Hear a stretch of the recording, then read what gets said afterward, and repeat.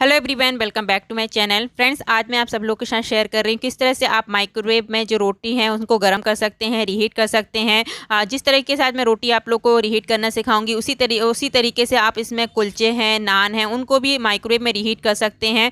बहुत सारे टिप्स बताऊँगी, तो वीडियो को स्किप बिल्कुल मत करिएगा। और इन जो रोटियाँ हैं इनको मैं दो प्रकार से गर्म करना सिखाऊंगी। एक तो एक या दो रोटी जैसे हम बच जाती है ना, एक या हमें या दो रोटी गर्म करनी रहती है, तो उसको आपको किस तरह से रीहीट करना है। और एक साथ यदि आप लोगों को बहुत सारी रोटियां गर्म करनी है तो उसको किस तरह से रीहीट करेंगे, वो सारी चीज़ें मैं आप लोगों के साथ शेयर करूंगी। क्योंकि देखिए, कम रोटी यदि आप गर्म कर रहे हैं, एक या दो रोटी गर्म कर रहे हैं, तो उसका टाइमिंग अलग होता है। और यदि आप बहुत सारी रोटियां गर्म करते हैं तो उसका टाइमिंग अलग होता है। तो वो सारी चीज़ें मैं आप लोगों के साथ आगे शेयर करूंगी। तो चलिए वीडियो को स्टार्ट करते हैं।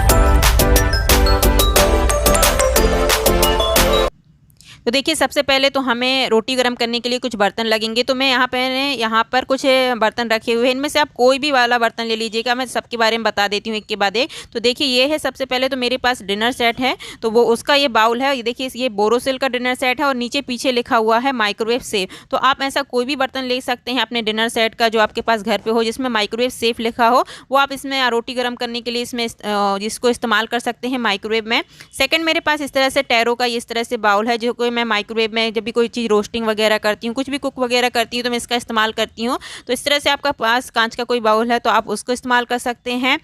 ठीक है। और थर्ड में आप लोग को दिखा देती हूँ, इस तरह से ये चाय के कप्स हैं। तो देखिए, मैंने यहाँ पर दो प्रकार के कप रखे हैं, एक तो ये वाइट वाला और एक ये लाइन थोड़ा ब्लैक ये वाला। ठीक है। तो देखिए, इन दोनों की क्वालिटी में अंतर होता है, तो ये बात आप लोग को ध्यान रखना है कि देखिए, इस तरह के कप में ये देखिए, इसकी जो थोड़ा सा पतला होता है और इसकी जो क्वालिटी होती है काफ़ी अच्छी होती है, थोड़े से महंगे आते हैं। ठीक है।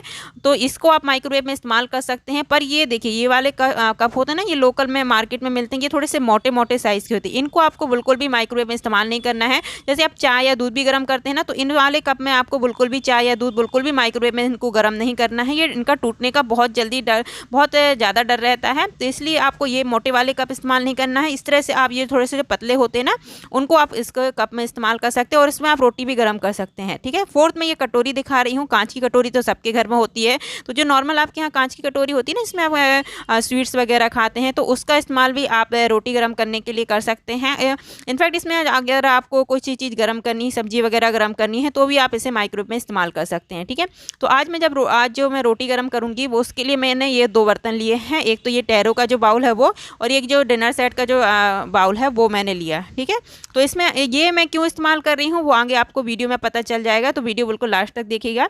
तो देखिए, मैं एक बाउल में रख लेती हूँ एक रोटी। यदि आपको एक या दो रोटी गर्म करनी है तो वो उसके लिए मैंने यहाँ पर रख दिया। और एक दूसरे बाउल में मैंने जितनी भी मेरे पास रोटियाँ थी, शायद 7 से 8 रोटी थी, तो वो मैं यहाँ पर रख देती हूँ। तो अब चलते हैं, दिखाती हूँ आप लोग को किस तरह से रोटी को रीहीट करना है।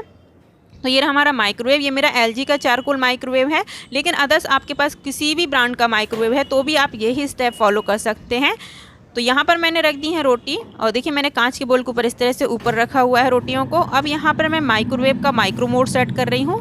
पावर जो से मेरे माइक्रोवेव का 900 वाट पावर है, तो उसी को मैंने सेट किया है। हाई पावर को आपको सेट करना है, आपके माइक्रोवेव का जो भी हाई पावर हो वो सेट करना है, और 1 मिनट का टाइम यहाँ पर लगा देना है। 1 मिनट में जो हमारी रोटियाँ हैं ना, बहुत अच्छी तरह से गर्म हो जाती हैं। इसी तरीके से आप, जैसे मैंने रोटी रखी है, यदि आपके पास लेफ्ट ओवर कुलचा हो, नान हो, ठीक है, तो आप उसी तरीके से अपने नान या कुलचा को भी गर्म कर सकते हैं 1 मिनट। बस ध्यान रखना है, यदि आप बहुत सारे नान गरम कर रहे हैं तो आपको 1 मिनट का टाइम लगाना है, और यदि आप एक या दो नान गरम कर रहे हैं तो उसके लिए आपको थोड़ा सा कम टाइम लगेगा। वो मैं आगे आप लोगों को वीडियो पे दिखा दूंगी। ठीक है। 1 मिनट हो चुका है, तो मैं आपको दिखा देती हूँ कि रोटी किस तरह से गर्म हुई है।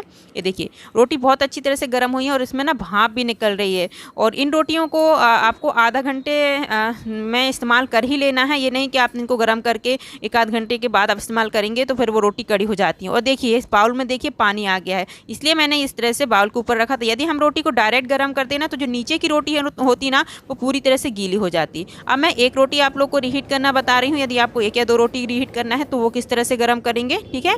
तो यहाँ पर मैंने रोटी को रख दिया है इस बाउल में। ठीक है।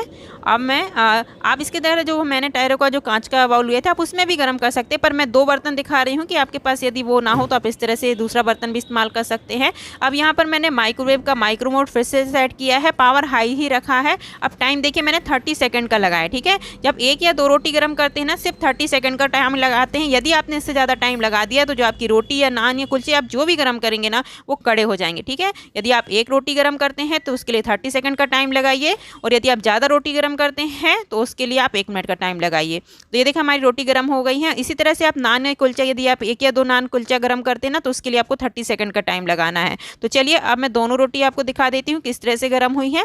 ये हमारी एक रोटी देख लीजिए कितनी अच्छी तरीके से गर्म हुई है। ये देखिए बिल्कुल सॉफ्ट है। बस आपको ये ध्यान रखना है कि ये आपको, अगर आप ये आधे घंटे बाद ये रोटी खाएंगे ना तो ये कड़ी हो जाएगी। तो आपको जब खाना हो तभी आप माइक्रोवेव में गर्म करिए। ये नहीं कि आपने माइक्रोवेव में गर्म करके इसे रख दिया। ठीक है, जैसे आपको खाना हो तभी आप रोटियों को माइक्रोवेव में गर्म करिएगा। तो एक रोटी भी देखिए मैंने अच्छी तरह से गर्म हो गई थी, और ये देखिए ये सारी रोटियां एक साथ 1 मिनट में पूरी रोटियां पूरी नीचे से नीचे तक पूरी रोटियां अच्छी तरह से गर्म हो गई हैं। और आप इसकी सॉफ्टनेस भी देख लीजिए, बहुत सॉफ्ट रोटी है। और ये भी मैं तोड़ के दिखा देती हूँ, ये भी कितनी सॉफ्ट है, ये देखिए।